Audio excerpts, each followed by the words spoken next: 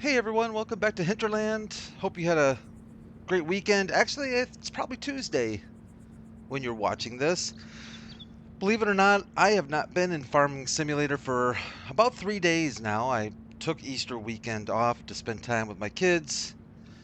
It's kind of thrown me for a little bit of a loop, so I've had to kind of play some catch up here. I pre-recorded the episodes over the weekend and Monday's episode, so I think I'm getting my timing back together. But yeah, um, so we are in debt. As you can see here, $50,000 in debt. We've got just about 36,500 in the bank. Why? Because I guess I needed to buy some land, and I ended up buying 23 and 30s. Basically, long story short, I was doing some mowing, couldn't pick up the grass, needed to buy the land in order to gain access to the mowed grass because it lets you mow, but it doesn't let you get the grass. And I needed to get this property here 30 because I want to go ahead and extend our field. And without this property, it was going to be kind of awkward. So that's where we're at with that. We're still waiting for silage to ferment. That's at 92%. I'm pretty much resigned myself to the fact that this silage is going to be fermented at the end of the day. Maybe late today, I will actually be able to start getting some of our TMR in production over here. That's what we're hoping for, at least. Otherwise, all of our fields, I think, are currently taken care of and up to speed, so we don't have anything to worry about there. So right now, the only thing that I am dealing with is completing the cut-in of the rest of our field, as you could probably tell here on our PDA. You can kind of see where I'm going with it here. Kind of a wraparound, and it'll connect here. Not too shabby, I think. It's going to be a pretty decent size, decently big, decently large sized field. I am using GPS mod to keep as many edges straight as I can. I feel like that is a helpful thing. I think it'll also be helpful when it comes to hired help or maybe even course play.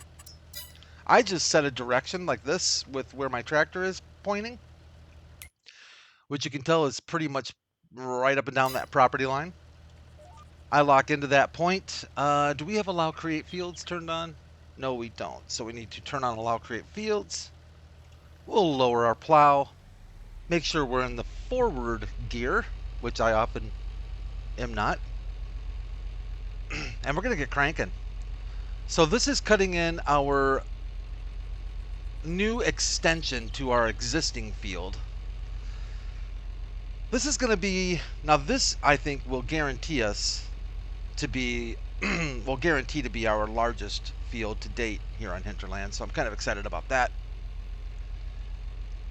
I've got some ideas. I've got some thoughts for some of the spare areas that maybe won't become field land. There are several mods out there that will, well, let's see. How do I put? There's several mods out there that are like open air gardens, things like that. I am probably going to be pursuing. I think it'll be kind of nice. They'll look pretty decent. Maybe grab some of those in order to fill in some gaps. I don't need every square inch covered on the map, but I want to take as much. I want to take advantage as much as I can of the land.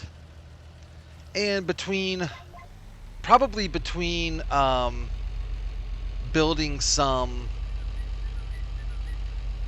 summer rental cottages like we've done already, have one built up, doing those, maybe even putting up some windmills, maybe some solar panels. We still are going to be looking very seriously at production facilities, probably more animal pens. Wow, there's so much that I want to do on this map. I'm actually really excited about it. I know I've mentioned it before where this kind of map just typically isn't in my radar to play. I'm usually much more drawn to pre-designed maps. You know what I'm saying? Pre-built maps, pre-built up maps, maps that have all the fields pretty much already there, already have a downtown district, things like that. That's usually where I end up going when I play. But I tell you, it was suggested to me by Tin Man, and I have to be honest, I'm not disappointed in any way, shape, or form with tackling this map. In fact, I am really right now probably having more fun than I've had on any map that I've played yet in FS22, which is kind of funny for me because it's just not my style usually. But sometimes getting out of your comfort zone and trying something new is well worth it, and I think in this case, hopefully it is. You know, I certainly have a lot to learn about creating my own spaces and stuff. I feel like I kind of feel like from a I don't know, what would you call it, like a design aspect or creative aspect. There are people out there that are far more creative than me. But I do definitely, at least I enjoy the time spent doing it, and I feel like I'm using mods that I normally would not even think about using, object mods and placeables mods and fence mods. Yeah, doing things that I normally just don't do at all, or at least very little of. Cutting in fields, creating my own fields.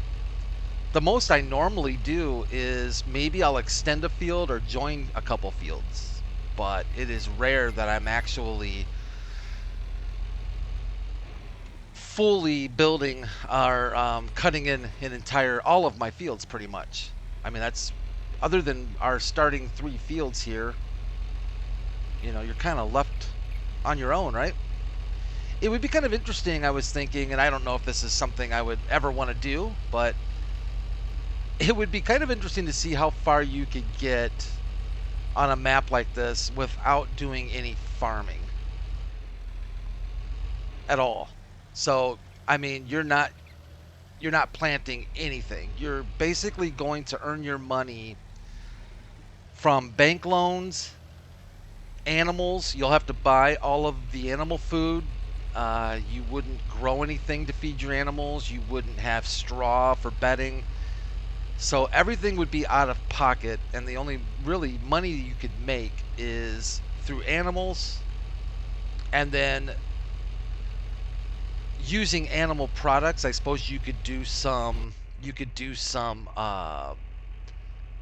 production stuff, and with the production inputs mod, you could buy inputs that are missing. I think that might be kind of interesting to see. I mean, you could do it. You could definitely do it. The way the game is designed, at least on easy, you could definitely do it. On hard mode, it would be difficult. Not impossible, I don't think, but difficult. But on easy mode, I think you could pretty easily make a killing on a map without doing a single bit of farming. I don't think I would enjoy that. I don't think it would be like the most enjoyable thing to do. At least not for me. I mean, a large part of this, a large part of the fun of Farming Simulator is the farming, right? But it might be something kind of fun to try and see. I suppose if you really wanted to, you could even, you know, if you wanted to take it to the extent of role playing, you could even role play that you own different businesses and you're selling, you know, you've got a hamburger stand or, you know, a restaurant, and you're selling food to people. I suppose there's so many different ways you can play this game. I guess the only limit is kind of your imagination. Whoops. And how much field you miss when you're plowing. Whoopsie.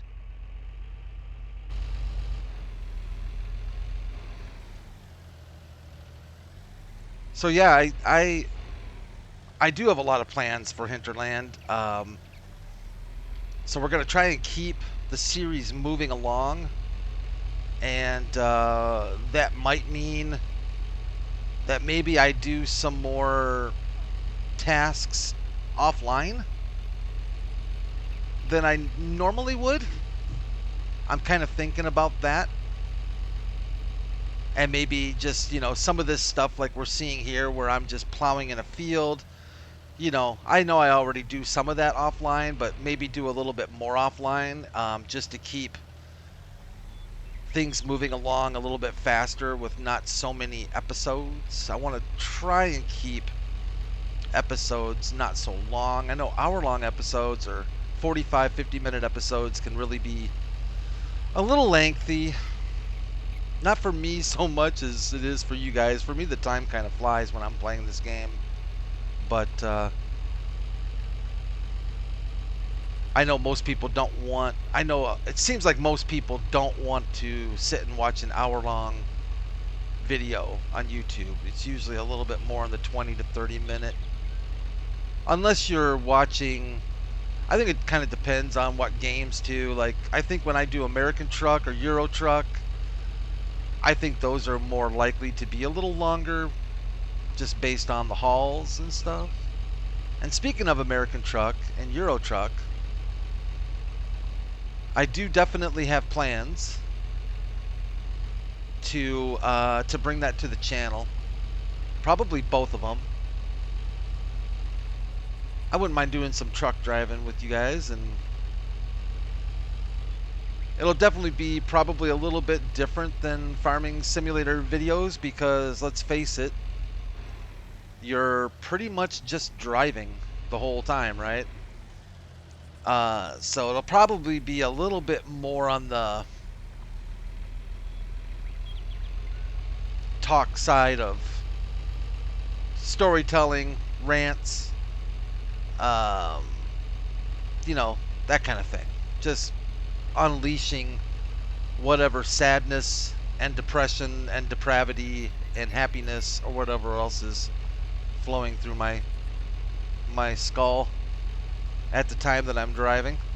Probably cussing out some AI drivers. Maybe doing a little road rage. That might be kind of fun. I think I pretty much have all the DLC for both, so we can do some special transport missions too with some large cargo and stuff. And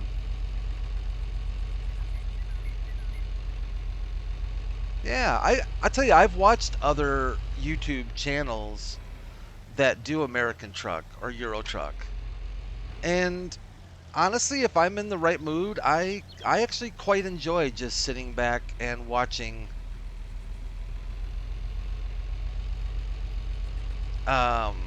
people drive and chat. I find it quite enjoyable. So I think we'll give that a go too at some point. But I see a lot of... there's just so much opportunity on a map like Hinterland like this that I just kind of want to get to all of it. And I'm feeling, like I said, that I think in order to keep this series at a reasonable length and not let it get too drawn out, I might do a little bit more work offline, depending on what it is, but I might start doing a little bit more offline. I'll let you know, of course, if I do and what I've done and get you up to speed.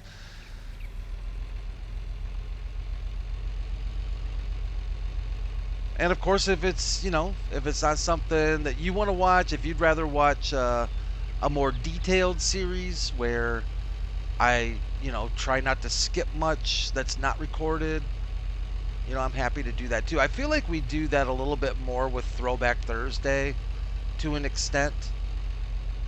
I try not to do a whole lot of work on Throwback Thursday.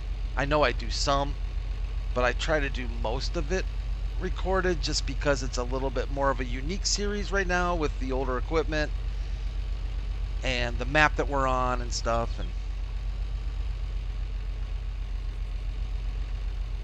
But I was talking to my kids this weekend about the channel. Of course, they think I think they get a little bit of a kick out of the fact that I'm doing it. I don't know if they honestly believe that I ever would do it, but I think they get a little bit of a kick out of the fact that I'm doing it. And as much as I don't want to admit it, they have a pretty good grip on what is popular on YouTube and what people want to watch and how to, maybe get a little more views and do this and that, and I have to kind of let go of my ego a little bit and listen to their advice. And I'm by profession, I do IT work. I am an IT professional by trade. So sometimes it's a little bit harder for me to admit that I'm not, on the cutting edge of all the, current computer, anything computer related. But I think I have to some extent say, you know what? I'm not a spring chicken anymore. I need to take advice and learn from others who are a little bit more my junior and who grew up in this world. I think that's really one of the big things is I didn't grow up with YouTube. I didn't grow up with social media, and I'll tell you, I'm glad I didn't, because I think social media is a stinking mess. For the most part, it's just a stinking mess. But it's what we have. I guess it's what we're stuck with. I've even asked people, like, where you get your news from? From social media? No. Well, then where do you get it from? Well, I watch like YouTube and Instagram and TikTok and stuff. Yeah, that's social media, and probably some of the worst places to get your news. I mean, you can get legit news from YouTube, don't get me wrong, but oh my gosh. This world will most certainly collapse if we start considering TikTok as a valid form of any reliable information at all. It frightens me to death that anybody pays any attention to anything that's said on TikTok. It really honestly does. And I've watched some of these so-called PC pros do their 30-second TikTok pro tip videos, and I'm blown away sometimes by how horrible the advice is and just how inaccurate so much of what is said is. It saddens me that there are people out there that will pay attention to some of this. There was a ding dong on YouTube today that was, I think his intentions were good, I guess. I still don't really understand. I'm trying to give him as much credit as I can without just blasting the guy for being a complete moron. But the gist of his video was basically, don't worry if you get viruses or malware, because you can clean any virus or malware with this easy to run application or tool. You should just be good to go. And it was within the first 30 seconds of the video that I realized that this guy could possibly be giving out some of the worst advice I have ever heard on the internet when it comes to PC computing. And without getting into super details about it, all I can say is, please, for the love of God, do not take viruses and malware so lightly. Don't feel like there's always an out. Don't feel like you're always going to catch them. Don't feel like you're always going to be able to clean them. And in fact, I still subscribe to, and probably most likely will for the rest of my life, subscribe to the to what I was taught, old school, I guess now, but believe firmly in, is for the most part, not 100% of the time, but for the most part, if your PC is infected with malware, a virus, a Trojan, regardless of what you want to call it, the only way you can guarantee that it is 100% removed and gone, and you do not need to worry about it whatsoever, is with a full, complete wipe and reinstall of Windows and all programs. End of story. That's the only way. And I know people will argue with me and say, but there are virus cleaners. There's very good virus cleaners out there. Kaspersky, Bitdefender, by the way, probably the best two on the market. Sorry, but I don't know about you, but in the unlikely event that I do get a virus, because I'm pretty darn careful, but it can happen to even very careful people. The only way I'm ever going to feel comfortable doing online banking on my computer again is if I completely wipe it and start from scratch. That's it. I can be told it's clean. I can see that it's removed. I can actually go on and say, yep, there's no traces of it. But once you're infected, it is, at least for me, it's very hard to accept without a full clean and reinstall. And then you still have to be careful because you want to make sure that it didn't infect any of your data and you're not going to bring it right back onto your system. So anyways, it's a rabbit hole. I don't mean to, maybe it's a rabbit hole better saved for an American truck simulator run from Southern California to, I don't know, are they Washington now? We've got Washington and Montana or whatever. But yeah, this idiot was, well, I'm going to go ahead and turn off the antivirus I have, and I'm going to infect my personal computer, he said, which I'm not sure if it really was. But he claims it was his personal everyday computer that he probably banks on and everything else. He purposely infected it with a half a dozen different types of malware, and then ran this removal tool. And at the end of it, he claims that he believed that his computer was 100% clean and he was ready to go.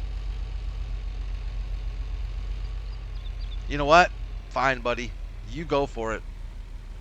Me, not a chance in God's green earth am I going to do what you did, recommend doing what you did in any way, shape, or form. You know, good luck with that. Good luck with that. Say hello to Vladimir, who's probably got your bank account numbers and your passwords and is right now working on emptying your bank account, stealing your YouTube channel, and whatever else you apparently don't care much about. I don't mean to be a jerk about it, but come on, man. There's good and there's bad, and common sense or advice or whatever. And this was bad from the start.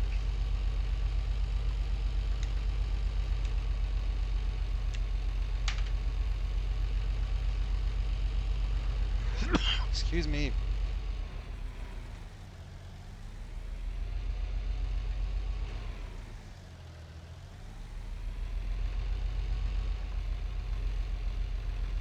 So I think we're probably going to...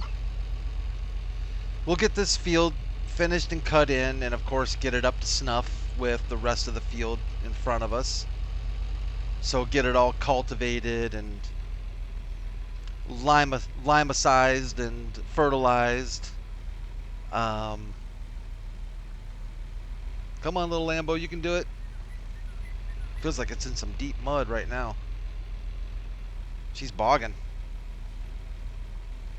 And kind of get this thing one big happy family, which is even going to make it more difficult for me to wait to plant anything on this massive field, because it's just feels so much like opportunity missed or wasted. But I really want to have something available. I really want to have something available to plant at the beginning of the year. And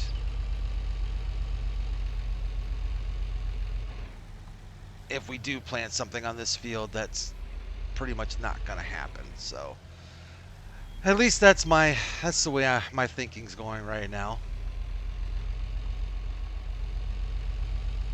I also really like what I'm seeing with the enhanced animal mod. I am quite interested in that mod and the update that recently came out.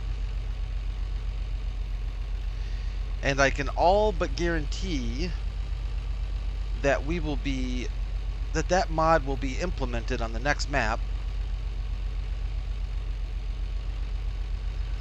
We could implement it on this map even now. However, it really needs to be active on a fresh map with no animals at the beginning. You really want to be able to start with 0 animals on even if it's not a fresh map, you want to be able to start with 0 animals when you kick this mod in. And we could go as far as to sell all of our animals. I mean, we could do a bunch of different things, but I think it would be better just to wait, and we'll institute that mod on the next map. Also, Omatana mentioned that she is going to be doing some testing on her those sheep pins that we put in from Omatana. She's going to be doing some testing to see if they work okay with the enhanced animal mod. I think I'm calling it right. I think that's what it's called. It is for PC only and Mac. I guess some people would argue Macs are PCs, right? Macs are personal computers, technically, I guess. Did IBM copyright the term PC? I'm not sure that they did. I think most of us, right, pretty much feel like if we hear PC, we pretty much immediately assume it's a Windows computer, right? I generally do. I don't know how.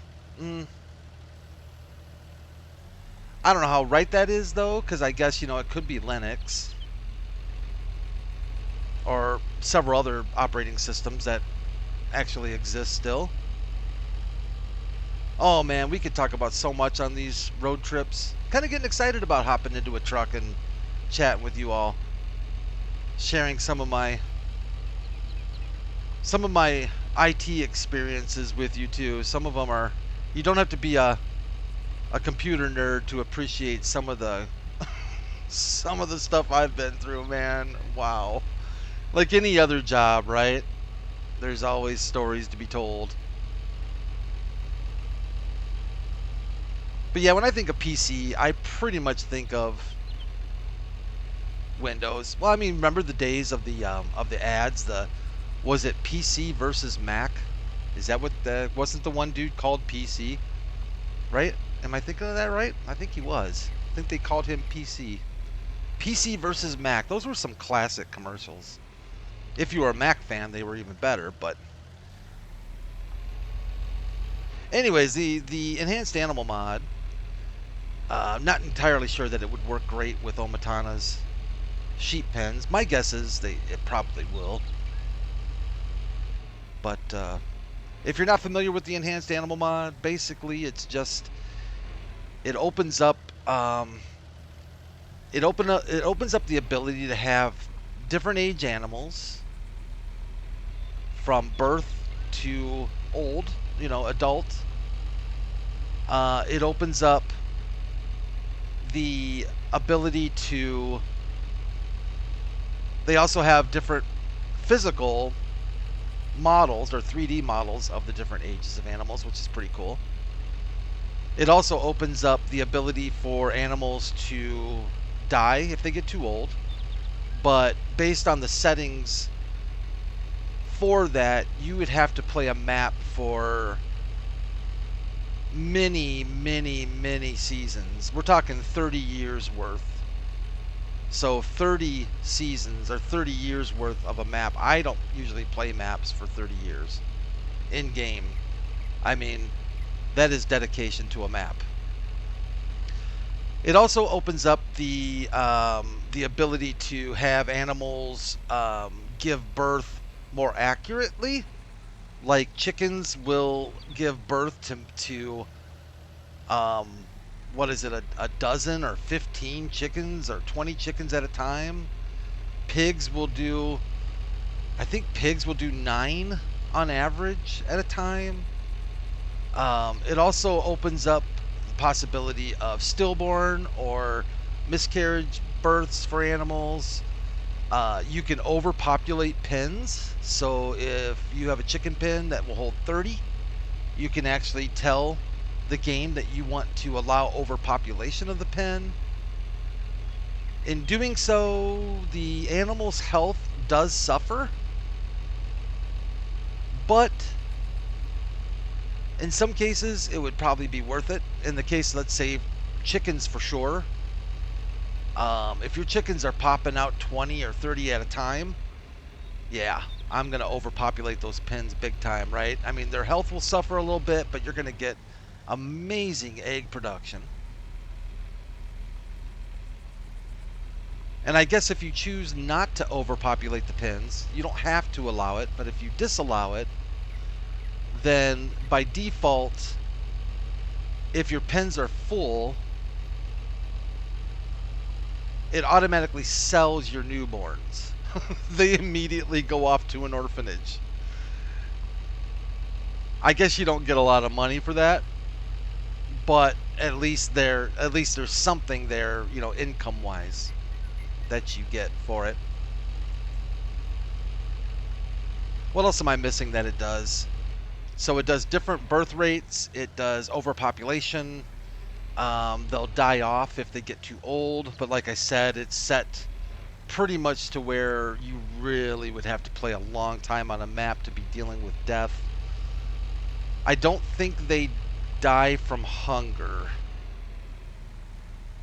I don't think they do. I might be completely wrong on that, but I don't think it's set to do that. So there's a lot of really cool things that the enhanced animal mod brings to the game if you're into doing animal husbandry on the map. I think it's a nice little mod to definitely consider. And it continues to get developed. It continues to get updated. So yeah, I think it'll be a pretty cool thing to have. But like I said, if we were to turn it on now, we would have to really kind of revamp quite a few of our, well, if not all of our animal pens right now, which I think we'll just wait until the next map to kick it into gear.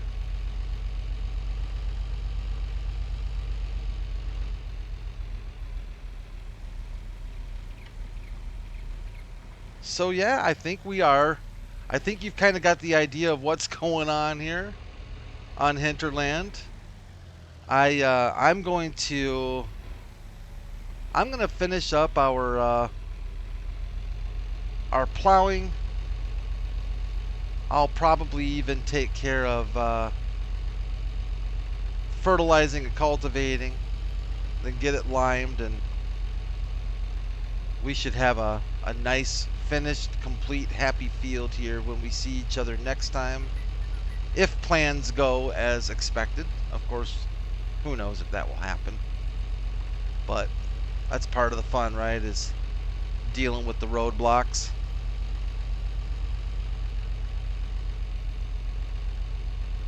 But I'm also learning quickly that it would be kind of nice to have some bigger equipment. And I know we started off with some pretty decent equipment. And I know that we came into Hinterland being multi-millionaires from Kubota Farm. But I guess my my chief financial advisor has told me that most of my money is tied up in non-liquid form, whatever that means. Because honestly, with as much money as we made on Kubota Farms, we should probably be able to buy Hinterland altogether and not worry too much about larger equipment. But where's the fun in that, you know? But I would like to see us maybe boost up a tractor. We need to start thinking about getting into the 400 plus horsepower range for a really good, strong field working tractor that can handle bigger plows and bigger seeder, bigger planter, like that kind of thing. I think that's going to be something that we're going to have to start seriously putting away some money for, because some of these fields are starting, like this field here, it's starting to get big enough to where,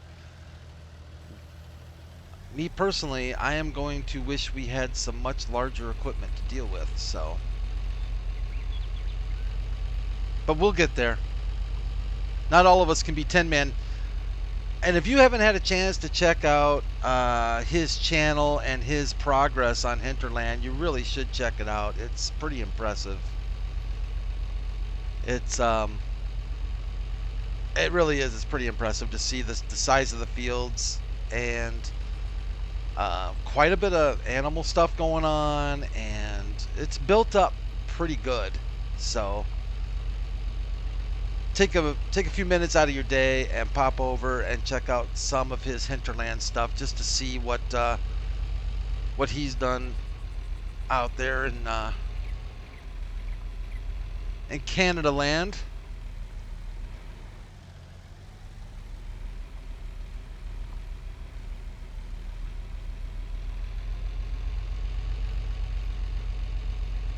And I think I'm going to call this one good. So again, I thank you all so much for watching. It means a lot to me.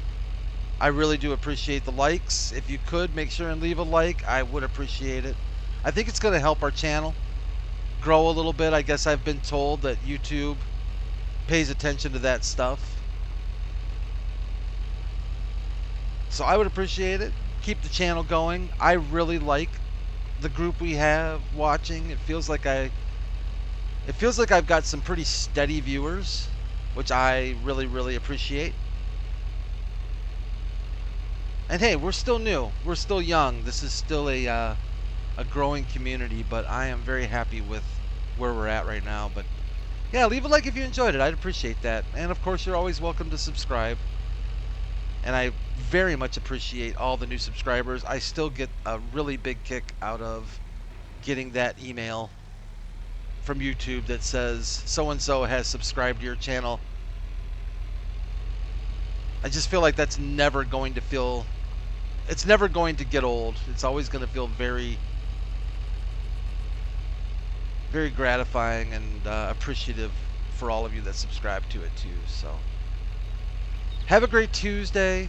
Hopefully I don't have my days completely mixed up, but I think this will be a Tuesday. And we'll be back here on Hinterland tomorrow. Should be a really good Throwback Thursday episode this week. We're making some good progress out on the old family farm. And, yeah. And leave any ideas, suggestions, thoughts you have about the map and stuff, or if you just think I'm crazy for what I talk about. Hey, I'm not easily offended, so you can tell me I'm completely wrong if I share some opinion on something. I'm okay with that. I'd love to hear what you think about how the map's going as well. So thanks, everyone. Take care of yourselves. Like I said, have a great Tuesday. Take care of each other. And I'll see you real soon. Bye for now.